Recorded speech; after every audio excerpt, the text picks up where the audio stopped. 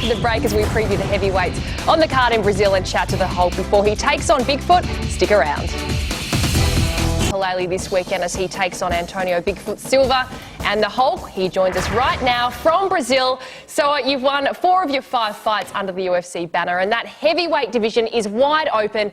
Do you see this as your chance to really make a mark?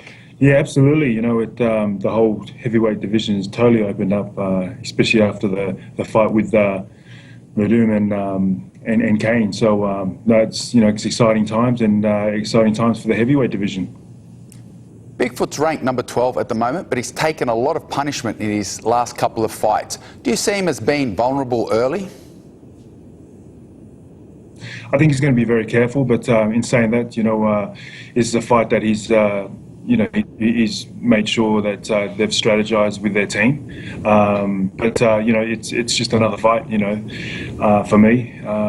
As for him as well, so he's a strong opponent in every direction that he goes, whether it's on his feet or on the ground. So, but he's more dangerous on his feet, and you've seen that against top level opponents that he's fought and beaten. So, this is going to be a tough fight for me, but I'm looking forward to it, and I cannot wait for the fight. We know you've been in Thailand for your training camp.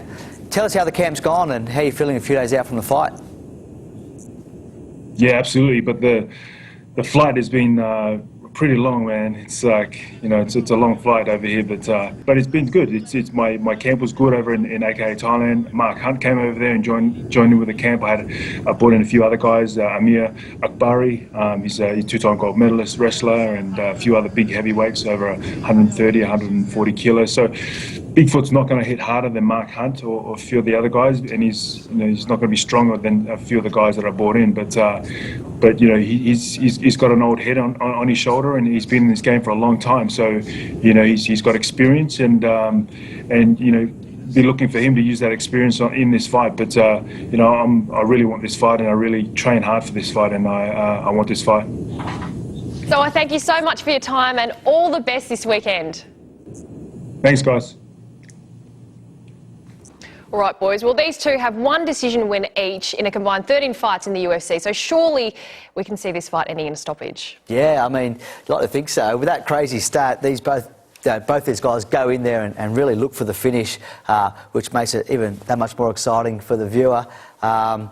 Yeah, it's going to be an amazing clash. I think Soa, is the hungrier of the fighter. Bigfoot's been there and done that. I think Soa's aiming to get into that top 5, top 10.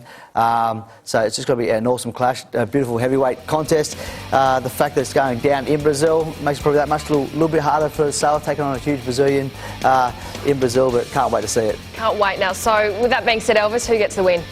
Look, both guys, Brazilian Jiu-Jitsu black belt, both heavy hands, both true heavyweights. They're going to bring the leather. I think it's going to be exciting.